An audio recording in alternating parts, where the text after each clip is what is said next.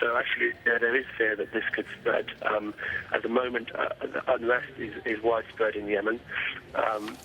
Now that we've had this shooting this evening in Sana'a, people may now be more worried to see that this sort of violence has happened in the capital. All right, Tom Finns, thank you very much for that. Well, Algeria's cabinet has decided to lift the country's state of emergency, and that's been in place for nearly 2 decades. Opposition groups have been staging weekly protests in the capital, Algiers, seeking to emulate uprisings in Egypt as well as neighboring Tunisia. The government hopes the latest move will appease demonstrators. It's also approved a package of measures aimed at reducing unemployment, which is one of the people's biggest complaints in the country. 4 Americans and 2 Somali pirates have been killed during an attempt to free hostages in the Indian Ocean. The yacht was seized 3 days ago off the coast of Oman. The U.S. military says its forces approached the vessel after hearing gunfire, and the ship's owners, a retired couple, had been sailing around the world for more than 7 years when the incident happened. You can keep up to date, of course, with all the news on our website, aljazeera.net/English. And we'll be back in just a few moments. Stay with us.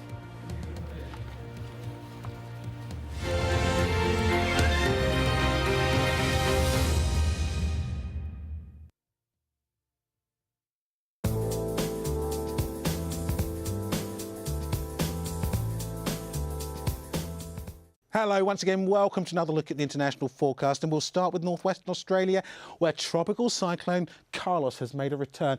Still bringing some very heavy rain into northern parts of Western Australia, and that will be the case over the next few days. Gradually, it will move out into the open waters, but ahead of that, we are still looking at copious amounts of flooding rain coming in here. Inland, still some very heavy rain around here as well, just around South Australia, Western Australia border, up towards a good part of Northern Territory and indeed towards a good part of Queensland. This here will make its way a little further northwards, so the rainfall becoming concentrated towards the Cape York Peninsula. High pressure very much in place for a good part of southeastern and central Australia. Here it will be a largely dry, hot one too for Adelaide, those northerly winds picking temperatures up to 36 degrees Celsius. For New Zealand, where we still have a few showers just making their way away from Christchurch, to South Island will brighten up over the next day or so. North Island, generally dry through Wednesday, but this weather system here, that is, of course, Tropical Cyclone Atu, it moves very close to New Zealand, but thankfully it stays offshore. We will see drier weather starting to make its way into southernmost parts. For Southeast Asia, it is a case of sunshine and showers, with the heavier showers moving north.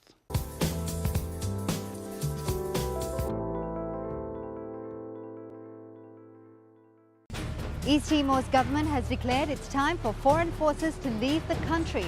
But with a frail infrastructure, is this nation prepared to face a future without international support? 101 East, at this time on Al Jazeera. Afghanistan is faced with a huge challenge. Relations have gone really sour between us and our allies. We have inflicted considerable damage on the enemy. The people who make international headlines. Ultimately, the truth will out. They want to stop this publication of information that embarrasses them. Make time for Sir David Frost. Frost over the world. At this time on Al Jazeera.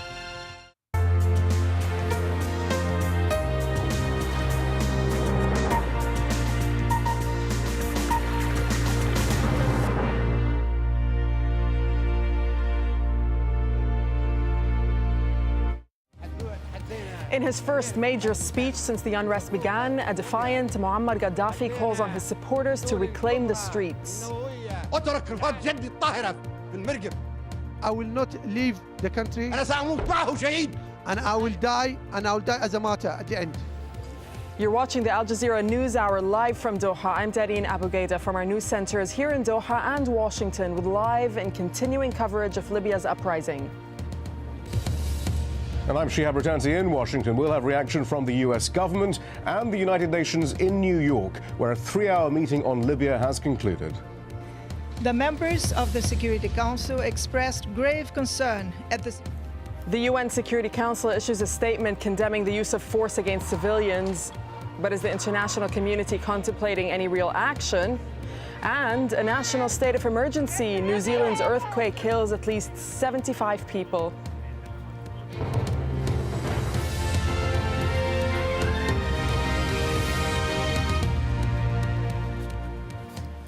We begin the news hour in Libya, where it's 2 a.m. in the morning. And in the last few hours, the leader, Muammar Gaddafi, has addressed the nation.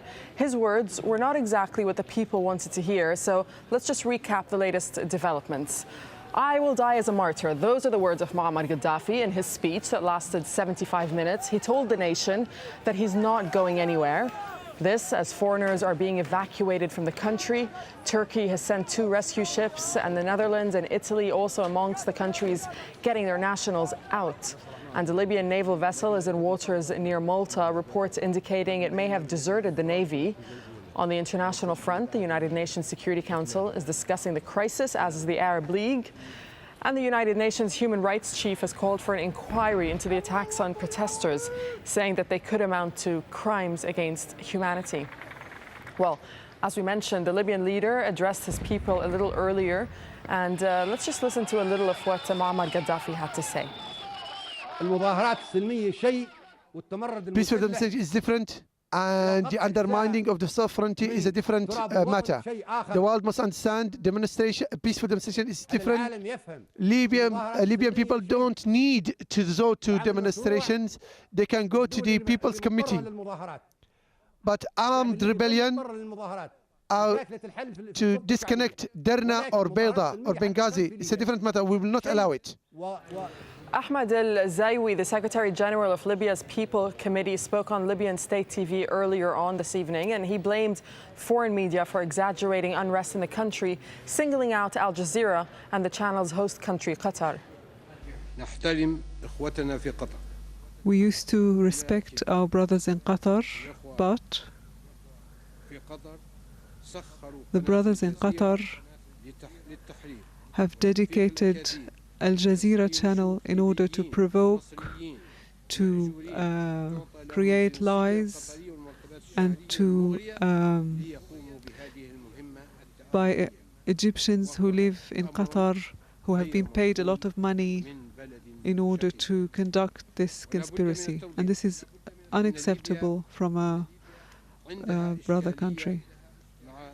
Libya has a problem with brothers in Qatar, which is that they have helped us in sorting out problems with the West in exchange for giving them investment opportunities. These opportunities have not been agreed for administrative reasons. They were also upset because President Gaddafi attacked the presence of the American base in the country. Well, as we've seen, Muammar Gaddafi, he's showing no sign that he's prepared to go, but protesters are still demanding he vacates his office. Lawrence Lee wraps the events in Libya so far. Having kept mostly silent for day after day, the Libyan leader was suddenly, astonishingly, not short of words on the crisis in his country.